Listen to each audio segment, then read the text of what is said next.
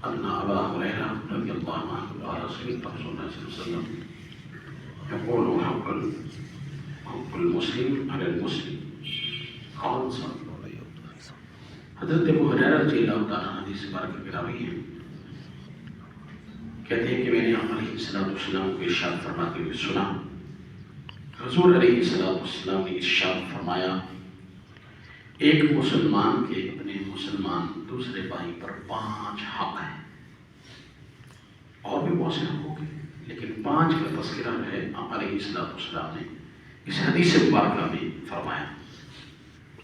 فرمایا 5 حق ہیں۔ پہلا حق فرمایا رد السلام، اگر کوئی مسلمان بھائی دوسرے مسلمان بھائی کو سلام کہتا ہے تو اس پر یہ حق ہے کہ اس کا کیا دے، جواب دے۔ ایک مسلمان کا دوسرے مسلمان کا حق ہے۔ وہ عیادت المریض، دوسرے نمبر پہ علیہ السلام نے ارشاد فرمایا اگر ایک مسلمان بھائی جو ہے وہ بیمار ہو جاتا ہے تو دوسرے مسلمان پر اس کا یہ حق ہے کہ وہ اس کی تیمارداری کرے، عیادت کرے۔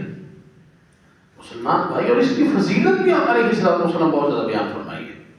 فرمایا جو سا آدمی کسی کی صبح کے وقت عیادت کرتا ہے 70,000 فرشتہ شام تک اس کے لیے دعائے مغفرت کرتا ہے۔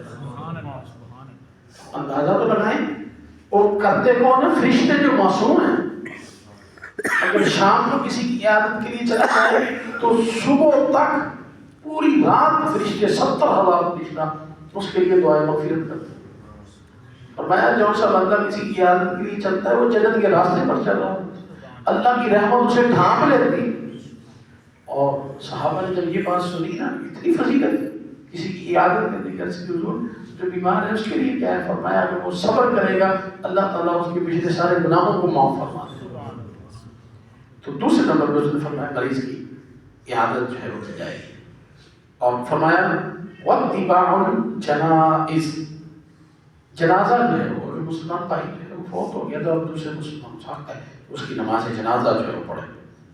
اور چوتھے نمبر پہ فرمایا واجابۃ الدعوہ، اگر اس نے مسلمان بھائی نے آپ کو دعوت دی ہے تو اس کو قبول کریں۔ ہاں اگر کوئی شریک عذر ہے تو الگ بات ہے، آپ کو پتہ ہے کہ وہاں جو ہے وہ گناہ کے کام ہوں گے تو ٹھیک ہے، اب لازم نہیں ہے آپ کے اوپر۔ ہاں اگر آپ کو پتہ میرے جانے سے وہ کام حرام کام ہے وہ چھوڑ دیں گے تو ٹھیک ہے جائیں، لیکن دعوت جو ہے وہ ایک چیز ہے، آپ وہ چیز کھاتے ہی نہیں ہیں، آپ عادت کر سکتے ہیں کہ جناب میں کھانا ہی نہیں کھاتا ہوں، یا فلاں چیز آپ نے بنانی میں نہیں کھاتا ہوں، ٹھیک ہے، وہ کو عذر ہے تو لگ پاتا ہے۔ ویسے جو ہے اگر مسلمان بھائی جو ہے آپ کو جو ہے وہ دعوت دیتا ہے تو دعوت کو قبول کرنا یہ مسلمان کا حق ہے دوسرے مسلمان بھائی پر۔